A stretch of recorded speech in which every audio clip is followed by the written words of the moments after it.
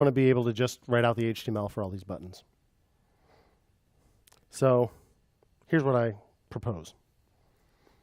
What if we just go ahead and put one list item on the page, and then we hide it? And then when we want to add one, we just make a copy of that one and stick our data in it. How's that sound? Excited about this plan?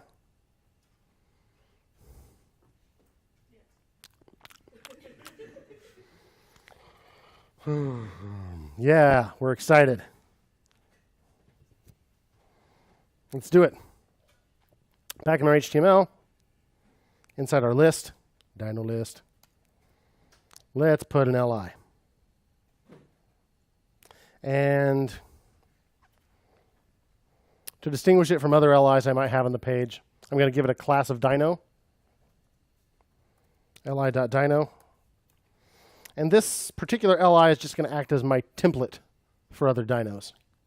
Right? I'm going to make a bunch of copies of it. So there's nothing magic about the word template here. It's just a word I chose to describe its purpose.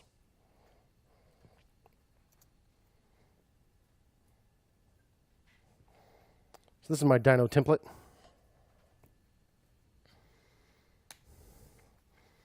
And then ultimately what each li will contain is the name of the dinosaur and a bunch of buttons.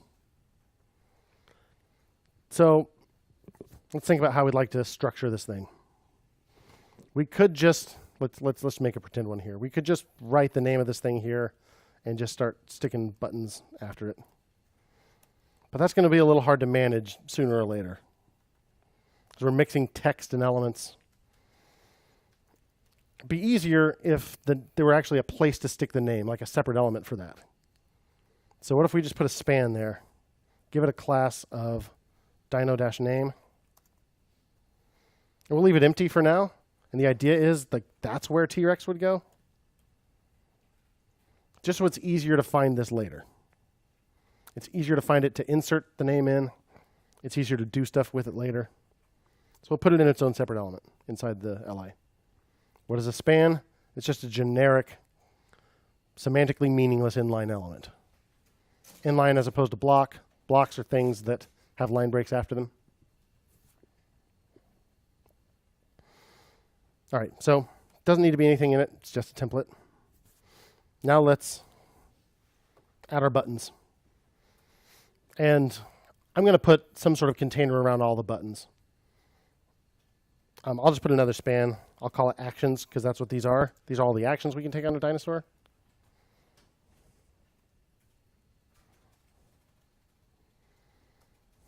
And I want to put a button in there. How about the remove button? I'm going to go ahead and give this a class of remove, so I'll be able to tell it apart from the other buttons. And I think we saw yesterday, if you give it a class of button in Foundation, that styles it a little differently. And I'll just put the word remove in there.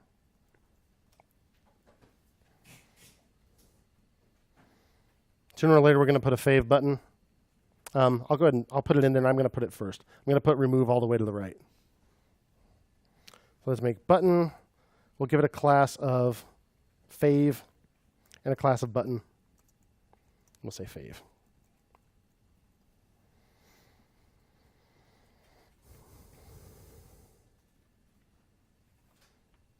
Let's do look at Foundation and see what else we can do here. Well, let's refresh this first and see how this looks. Okay, cool. We'll hard code very temporarily the name of a dinosaur in here, just to kind of see how this looks. Okay, so let's look at buttons on the Foundation docs. That was under controls. And we have different colors. Alert, that's nice and scary. How about we use that for delete? So button alert makes it red. Remove button alert. Just another class, spaces between each class. Do that, and that particular button turns red. Cool. But Sari wasn't satisfied with just that much, was she? She said something about grouping these things. Ooh, button group. Containers for related action items. They're great when you need to display a group of actions in a bar. Hey, we need to do that. Add the button group class to a container. Okay, we've already got a container. I called it actions. Just throw button group on there.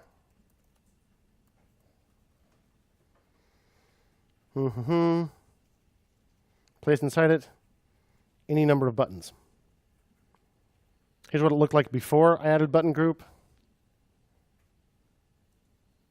Here's what it looks like after. There's just a little tiny border in between them.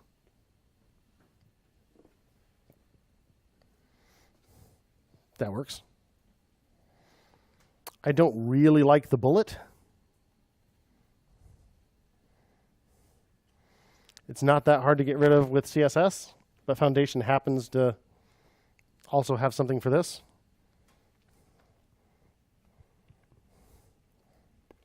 If we look under typography, helper classes,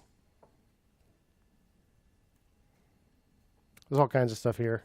Text alignment, helper classes, subheaders, lead paragraph, blah, blah, blah, unbulleted list. You can add the class no-bullet to remove the bullets. Just what I've always wanted. UL ID equals dynalist, class equals no bullet.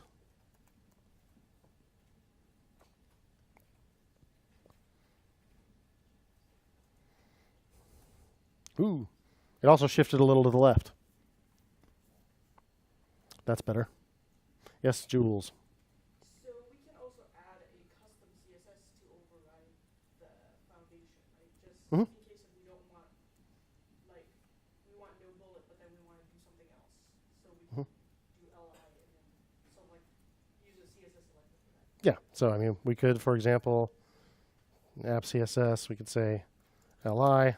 All of our LIs, we want a border, 2 pixel, dashed, cornflower blue, everybody's favorite blue. Yay. Yep.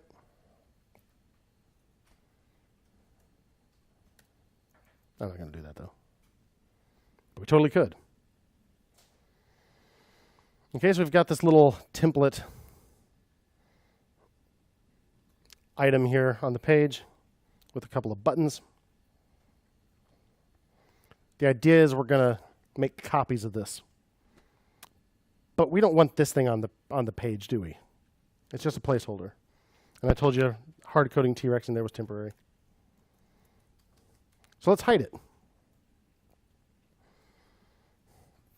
There's also a foundation class for hiding things, but we're going to write our own rule for this because that's kind of implied by our template class.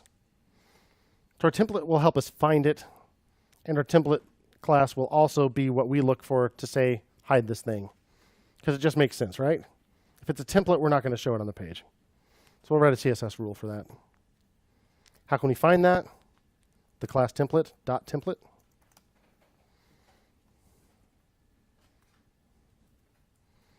Anybody know how to hide it with CSS?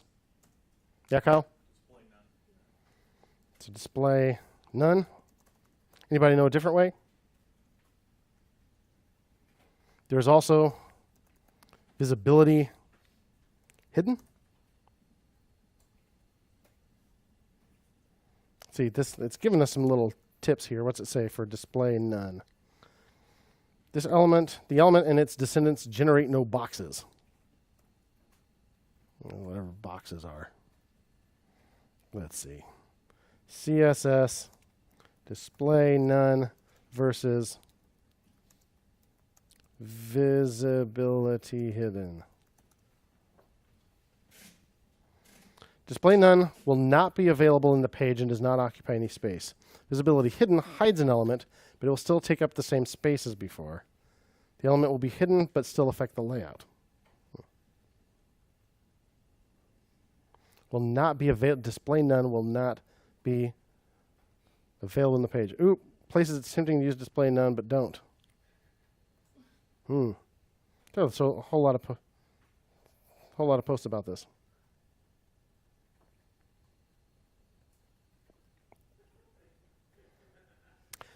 I'm going to use visibility hidden. May have been okay to use the other. I think that'll be fine. So let's go ahead and make a copy of it real quick. So how do we find it in here? Document.querySelector. We could just search for that template class. What if I have more than one template on the page and I want to make sure it's the one specifically for dynos? I also put the dyno class on it, right? So I could put .dyno.template. So I could hard code in here document query selector .dyno.template. But while we're already doing cool stuff like this, like passing in the list of selectors in init, we could do that with this too, right? So we have a form selector, we have a list selector.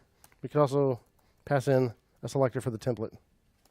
Template selector .dyno.template.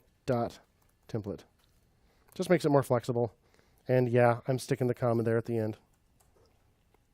That's how we do things in Extern Town.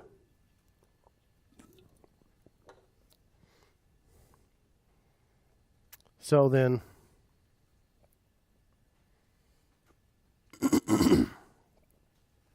up here in init, we can go ahead and save that to a property just like we did the list.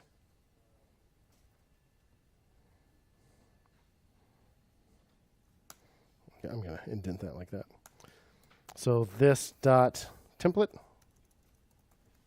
equals document dot query selector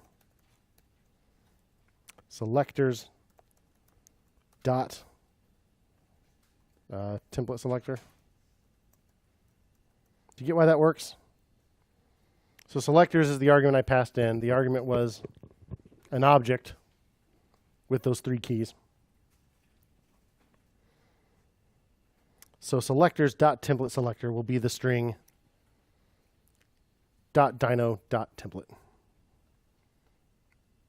which ought to work.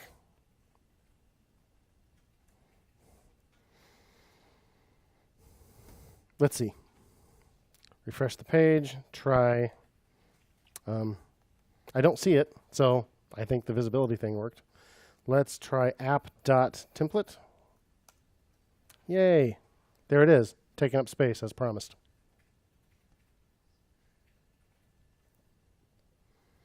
If I did display none, see if that's the same thing. Display none. Refresh. Okay, it's still there, just not taking up any space. It doesn't need to take up space. Let's use display none.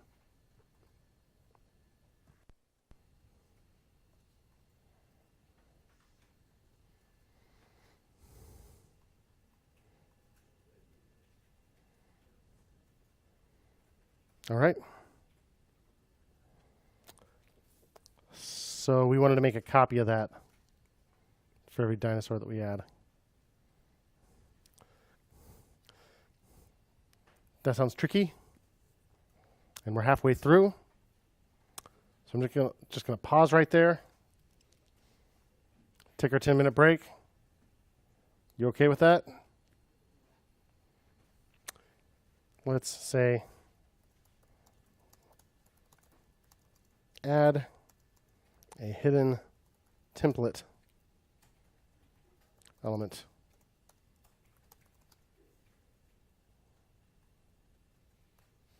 Groovy.